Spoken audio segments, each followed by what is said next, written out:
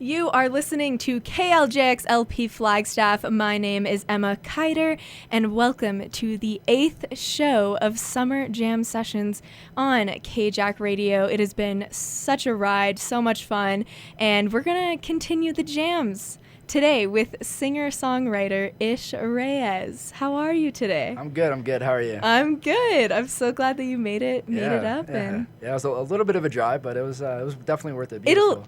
It'll definitely be worth it too after this show. It's going to be so much fun. Yeah. So you're originally from Holland, Michigan. Yep, Michigan. We were just talking about it because I'm from Michigan too. So but you live in Phoenix now, so how long have you been in Arizona for? So I've been here for a little over 2 years now. I moved here because my family's business, and I just finished my senior year off. And then I joined Crass trade school. So I just been playing. Cool. Yeah, so I just been playing and been going to school and just kind of working and just saving up to get out of here and pursue my music career outside of Arizona. Sweet. Is there anywhere specific that you'd want to go? Or? Cali or New York, one of the two. Yeah, I mean, those are the top two. The cities to be. Yes. So what have you noticed about the local music scene in Arizona? I notice it's very hidden. Okay. But once you find the people that are playing, it is just amazing because they're all amazing. I don't think I've found one person that hasn't blown my mind yet. With their writing skills or with their playing skills, it's phenomenal. It's crazy. Arizona's definitely got a lot of hidden musicians here that need to blow up soon. I totally agree because just with this show in general too, I've had so many people that have come on and they're just so talented in their songwriting and it's crazy. So it's definitely a good scene, I would say. And so you're from Michigan. How did Michigan inspire your music? Oof, that is a hard one. I know. I mean, there's Detroit, Yeah, there you go. There's so many just legendary musicians that come out of Michigan. That's the thing, though. I went to Detroit maybe a couple times, but I would definitely say not much inspiration came from there besides hearing Eminem, I guess.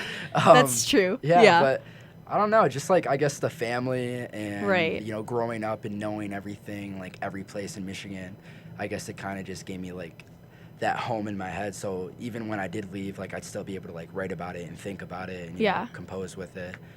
But still, even moving to Arizona, I get that same feeling I'm able to kind of put myself down and be okay, this is home. This is where I'm writing. This is where I'm gonna do my work for a little bit. But yeah, it's kind of they both bite off each other and they're almost the same.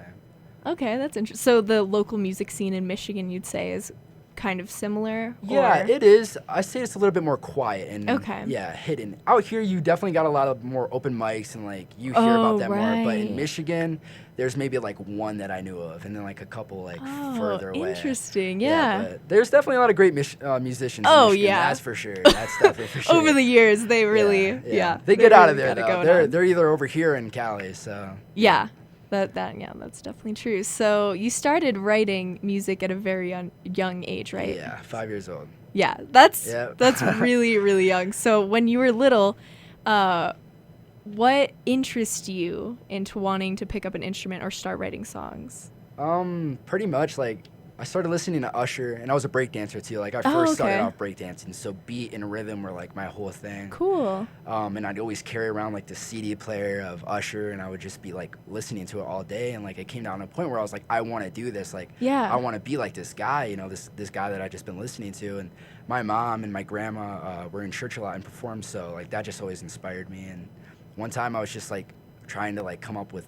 I was writing gospel music when I first started off. Oh, cool! Yeah. And that's kind of what I started off writing, and it seemed a little simple for me, but I loved it. It was kind of having a diary, but being able to share it with people, I guess, and it was nice. That's the best music. Yeah, pretty much. That's awesome. So, can you talk a little bit about the current songs you're writing about? What they're about? What kind of topics? Yeah, for sure. So pretty much, I mean, I moved around a lot my whole life. I've never been to high school or stayed out of high school for more than 2 years. Yeah. So I've been to 4 different high schools. I traveled in 6 different states and lived there.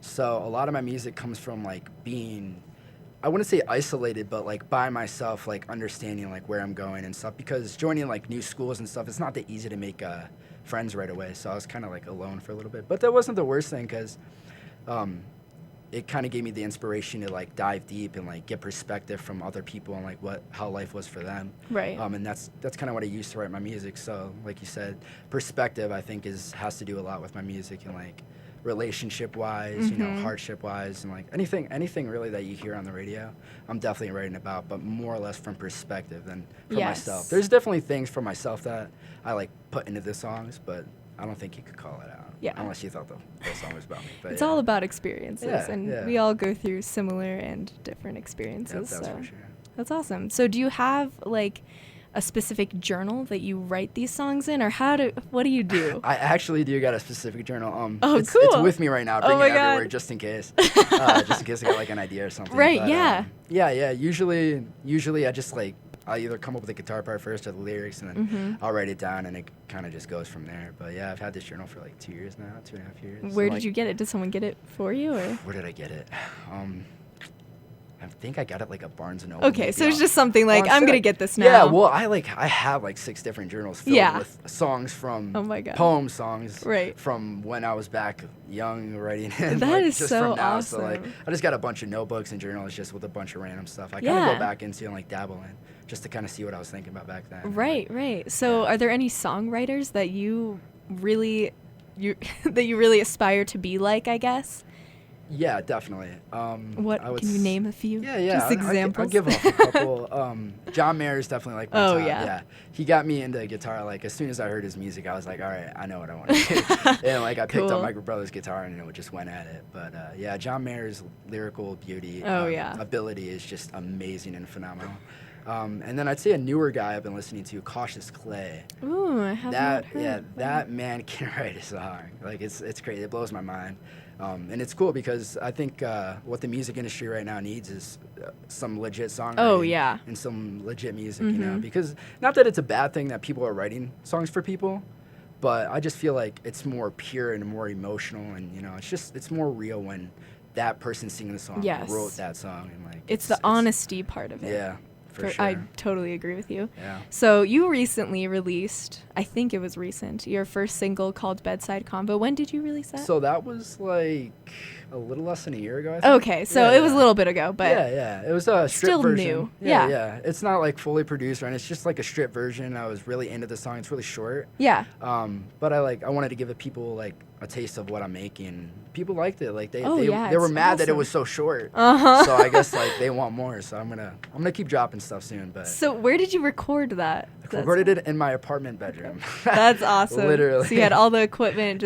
Everything, just did it there. That's what's amazing about modern technology. We're all doing it, and like I said, Cautious Clay, the songwriter, he recorded his first album, and like a song Cold War off that, like he blew up from there. But I think he recorded and produced and like mixed his first album all by himself. Yeah. Like in his bedroom with like Focusrite like interface and the Pro Tools, Ableton, whatever he was using. Yeah. But something simple, and that's what we're doing right now. That's what a lot of like the younger musicians are into. They're just doing it themselves and trying to figure it out themselves. And I think that's what's good about the industry is there's a lot more people coming in that know more. Right. And they're young too. That's true. Yeah, I never thought of that. Yeah, they're very young, and that's a really cool thing. So they'll grow in the industry. So do you plan on writing your first EP or recording your first EP in your apartment or wherever? Yeah, so at Crest I have the ability to like go in and out of the studio anytime I want, pretty much. Yeah. And I've utilized that, but only to enhance my skills on like using the consoles and like working. Like for my internship I got coming up, I'm gonna be able to use those skills to go into my internship. Cool. But, like I've gotten brought up like, dude, you want to record in the studio? And I'm like, nah, man. Like I'm gonna go home because that's where it's at. Like that's where I feel most comfortable. Right. That's where I can do it. Yeah. And I kind of like working alone sometimes. Just doing everything myself because I feel like that's when it all comes together. And it's like I definitely love having people like come in and listen and giving their opinion because I do take from that and I do like construct my songs off of other people's opinions and things like that. Yeah, but I mean, it's cool that you can do it in your own space just because you're comfortable. You can just manipulate it however you want or do whatever you want. Yeah, I can sound bad. And just be fine with it.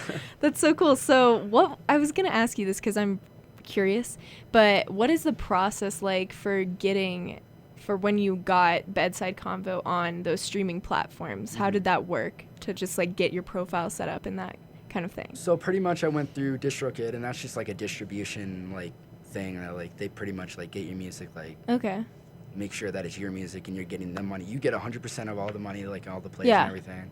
And they just kind of take your songs and place them on whatever you want. Like you can choose iTunes, Spotify, etc. You know, you can pick and choose. I just Okay. did all of them, and they distributed my music through all of it. And yeah, it was pretty simple. Interesting. Yeah, I didn't know. I was just curious of how you did it, but yeah. I went through that, That's cool. but I'm working on right now, like creating my own label and like going off awesome. for myself, because I feel like that's pretty important yeah. for a musician to do right now. Yeah, no, that would be really fun too. Yeah. So your first EP, when can we expect this? Whew. I got all the songs for it. Okay, that's and good. I've already been recording for it. Yeah. I want to release it this summer, but I don't think I'm gonna. I think I'm just gonna like sprinkle a bunch of singles over and then just like drop it. And Okay. Yeah, that sounds yeah, a good. couple of the singles won't be on the EP, I don't think.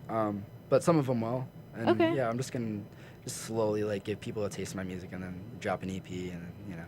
But yeah, I would definitely say no later than like January. It's coming. Okay, It's good. definitely It's coming, people. It's coming. If you're out there. So what is this EP gonna be called? All right, so I got a couple names. I got like this board on my wall, actually. Oh, yeah, my okay. roommates know what I'm talking about. But so I'm thinking about Wonder Space as the name. Ooh. But I've also been dabbling. Like I pass this store every day I go to work, Mhm. and it's like in this huge letters it says Living Space, and I'm just like, wow, that's like super cool. And like I had the idea one day. I was like, this like EP or like like the music that I'm making right now. It's really personal. Yeah. In the sense, like, the perspective I'm taking it from is, like, from family or from close friends. And, like, I've just been so close to it. So, like, Living Space felt really, like, it made sense to me. I you like know? that. I was living in those songs and, like, living in that, you know. Yeah. So those are definitely... Cool. Those are the names I'm dabbling with, but they might change. You never know. We'll see, yeah. You never know. Wow, this is interesting, because whatever you decide, you know, people listening now can be like, oh, he didn't choose that when he chose the they other know. one. Yep. Cool. So where can people follow you on social media and find your music? Yeah. So I'm on Instagram, Facebook, Spotify, iTunes, YouTube. And they can just search Ish Reyez, yeah, ISHREYEZ, and yeah, I should pop up. Cool. The guy with the shaved head. Go give him a follow. Didn't you just recently cut your hair too? Yeah, I just recently I had a big afro going, and it got too hot. It's like I was gonna say, hours. So yeah, in Phoenix, I'm do it done no with more. this. Yeah, that's cool. Well, thank you so much for coming on the show today. Thanks for having me. Yeah, so make sure to follow Ish Reyez on social media and all of the streaming platforms to keep up with the new music that he's going to be putting out for you guys. We're going to take a very quick break, and then we're going to come back, and Ish is going to perform some of his original songs. Is there going to be any covers also?